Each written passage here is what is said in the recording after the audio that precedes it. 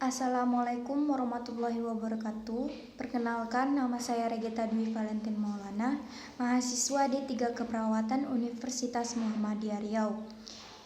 Dari tingkat 2A, di sini saya akan menjelaskan perekaman EKG dan masalah perawatan pada diabetes mellitus. Saya akan menjelaskan terlebih dahulu perekaman EKG. Elektrokardiografi yaitu ilmu yang mempelajari gambaran listrik jantung, sedangkan elektrokardiogram yaitu suatu grafik yang menggambarkan rekaman listrik jantung. EKG mencerminkan aktivitas listrik jantung yang disadap dari berbagai sudut pada permukaan kulit. EKG dicatat sebagai garis-garis pada selembar atau gambaran visual di layar osiloskop. Untuk mempermudah interpretasi EKG, maka data mengenai umur pasien, jenis kelamin, tekanan darah, tinggi, berat badan, gejala, dan pengobatan harus ditulis pada surat permintaan EKG. Yang kedua, tujuan perekaman EKG. Yang pertama, ada tujuan umum, yaitu untuk membantu menegakkan diagnosa pada pasien dengan penyakit jantung. Yang kedua ada tujuan khusus, yaitu menentukan HR, aritmia, kelainan koroner, pembesaran jantung, keseimbangan elektrolit, dan indikasi digitalis. Manfaat perekaman EKG. Yang pertama, aktivitas listrik siklus jantung dapat direkam dan dipakai sebagai alat diagnostik. Yang kedua, alat pemeriksaan penunjang. Yang ketiga, ada deteksi gangguan kelistrikan jantung seperti hipertrofi infark miokard, ada disritmia, gangguan elektrolit, dan kalium. Sadapan EKG terdiri dari dua, yaitu sadapan bipolar dan sadapan unipolar. Yang pertama ada sadapan bipolar atau standar yang ditandai dengan angka Romawi 1, Romawi 2, dan Romawi 3. Sadapan angka Romawi 1 merekam beda potensial antara RA bermuatan negatif dan LA bermuatan positif. Sadapan 2 merekam beda potensial antara RA dengan kaki kiri LF, di mana RA bermuatan negatif dan LF bermuatan positif. Sadapan 3 merekam beda potensial antara LA dengan LF, di mana LA bermuatan negatif dan LF bermuatan positif. Yang kedua ada sadapan unipolar ekstremitas atau augmented extremity lead, ditandai dengan simbol AVR, AVL, AVF, dan sadapan unipolar prekordial ditandai dengan huruf V.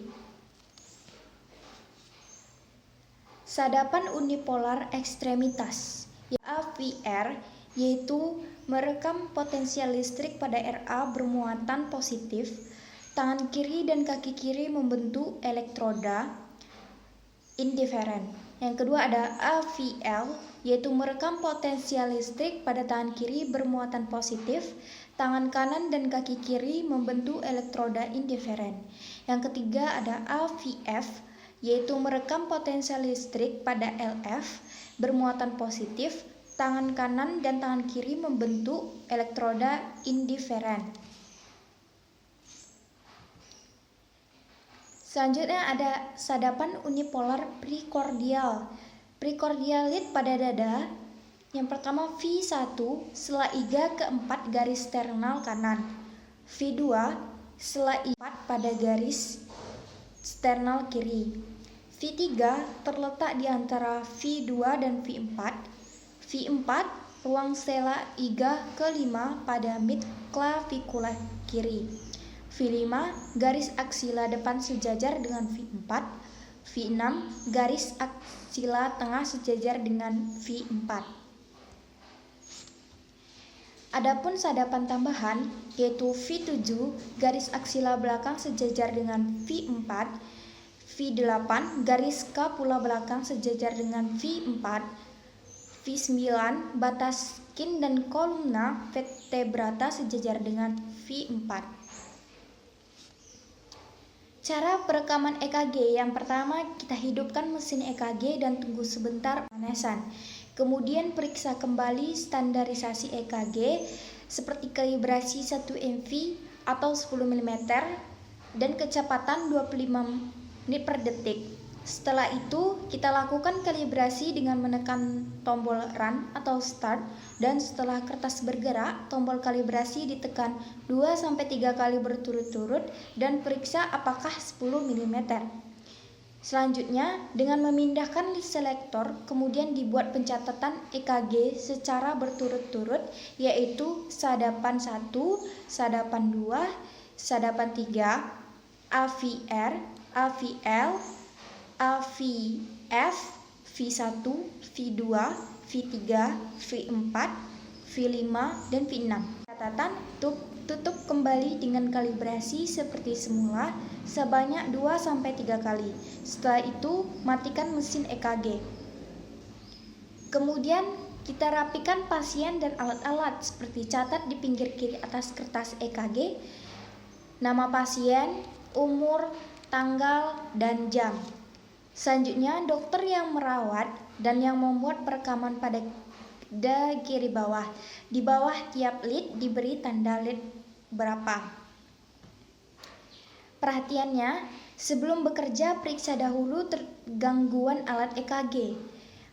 Yang kedua, alat selalu dalam posisi stop apabila tidak digunakan. Yang ketiga, perekaman setiap sadapan atau lead dilakukan masing-masing 2 simplex.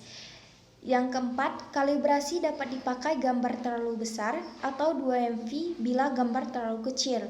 Yang kelima, hindari gangguan listrik dan gangguan mekanik seperti jam, tangan, tremor, bergerak, batuk, dan lain-lain.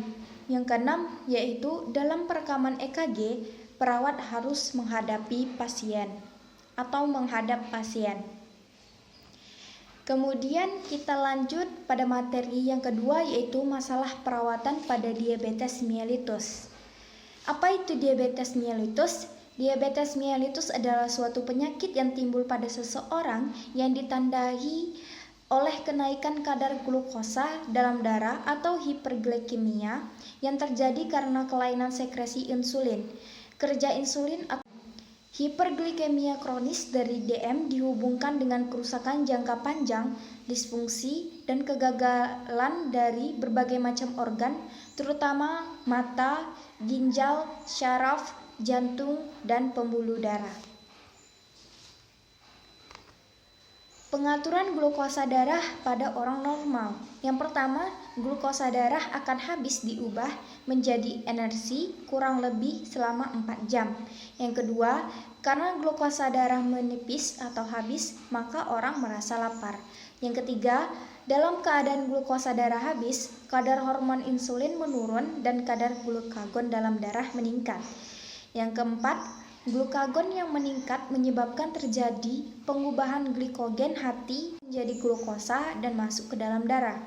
Yang kelima, masuknya glukosa ke dalam darah, maka rasa lapar hilang dan terbentuklah energi, seperti yang ada di gambar. Tanda dan gejala diabetes mellitus. Yang pertama adalah gejala klinis. Gejala klinis terbagi menjadi 2, yaitu gejala khas seperti banyak kencing atau poliuria, banyak makan, polipagia, banyak minum atau polidipsia. Kedua, ada gejala lain seperti lemah karena sel tidak bekerja dengan baik, kulit mengering, penderita menjadi kurus karena banyak gula yang terbuang. Yang B, gambaran laboratorium.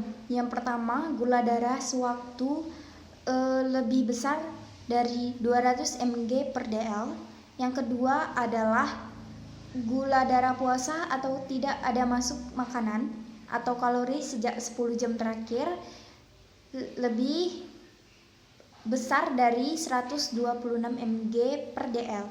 Yang ketiga, glukosa plasma 2 jam besar dari 180 mg per dl.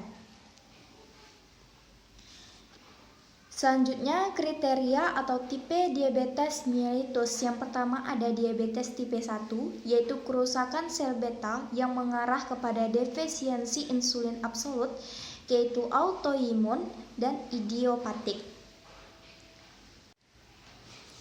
Yang kedua, diabetes tipe 2 sebesar 80%, yaitu defisiensi insulin relatif sampai defek sekresi. Kemudian, diabetes tipe spesifik lainnya, seperti defek genetik dari fungsi sel beta, defek genetik pada kerja insulin, penyakit pankreas eksokrin, endokrinopati, induksi obat atau bahan kimiawi, infeksi, bentuk tidak umum dari diabetes, dimensi imun, dan sindroma genetik lainnya. Yang keempat yaitu diabetes mellitus kehamilan atau gestasional DM. DM ditambah gula darah sewaktu lebih besar dari 200 mg per dl atau 11,1 mmol per L. Yang kedua adalah glukosa darah puasa atau GDP lebih besar dari 126 mg per dl. Yang ketiga adalah glukosa darah 2 jam sesudah beban glukosa GD 2 jam PP lebih besar 200 mg per dl dengan tes toleransi glukosa oral atau TTGO. TTGO yaitu beban glukosa sama dengan 75 gram glukosa anhidrous atau gula yang dicairkan dalam air. TTGO tidak direkomendasikan untuk pemeriksaan rutin. Kategori yang GDP yaitu GDP kurang dari 110 mg sama dengan normal. GDP lebih besar dari 110 mg yaitu glukosa puasa terganggu atau impaired fasting glucose. Yang ketiga adalah GDP lebih besar 126 mg per dl, yaitu sudah termasuk diabetes mellitus. Kategori yang berkaitan dengan TTGO, yang pertama ada glukosa 2 jam sesudah beban glukosa kurang dari 140 mg per dl, yaitu normal toleransi glukosa. Yang kedua, glukosa 2 jam sesudah lebih besar dari 140 mg per dl dan kurang dari 200 mg per dl sama dengan glukosa toleransi terganggu atau impaired fasting glucose. Yang ketiga ada glukosa 2 jam sesudah beban glukosa yaitu lebih besar dari 200 mg per dl, itu sudah termasuk diabetes mellitus.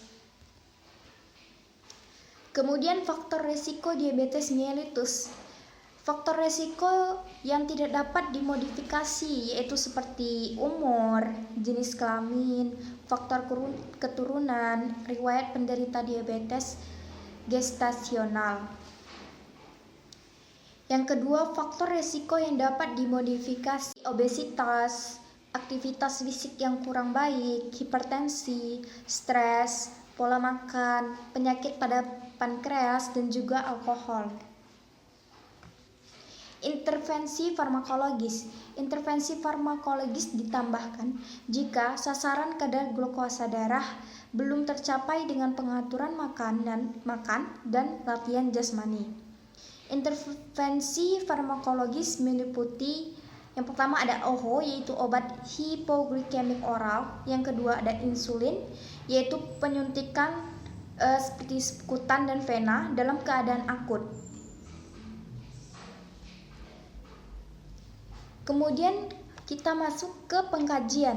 Yang pertama ada aktivitas atau istirahat, yaitu letih, kram otot, takikardia, tachypnea, disorientasi, dan koma. Yang kedua ada sirkulasi seperti riwayat HT, disritmia, dan brakikardia. Yang ketiga ada neosensori seperti pusing, gangguan penglihatan, disorientasi, mengantuk, dan gangguan memori. Yang keempat yaitu nyeri atau kenyamanan seperti abdomen tegang atau nyeri sedang berat dan wajah meringis. Yang kelima yaitu keamanan, seperti ulkus kulit, paratesia atau paralisis, demam, diaphoresis, gatal pada kulit. Yang keenam yaitu vital sign, seperti kita mengukur suhu, nadi, nyeri, dan tekanan darah. Kemudian yang ketujuh yaitu pemeriksaan diagnostik seperti GDS lebih besar dari 200 mg per dl. Kemudian masuk ke diagnosa keperawatan. Yang pertama ada resiko ketidakstabilan kadar glukosa darah. Yang kedua, ketidakseimbangan nutrisi kurang dari kebutuhan tubuh. Yang ketiga yaitu kerusakan integritas kulit. Yang keempat ada kerusakan integritas jaringan. Yang kelima ada kekurangan volume cairan. Kemudian ada gangguan persepsi sensori. Itulah tadi penjelasan saya tentang materi perekaman EKG dan juga masalah perawatan pada diabetes mellitus. Apabila ada kesalahan dan kekurangan mohon dimaafkan. Wassalamualaikum warahmatullahi wabarakatuh.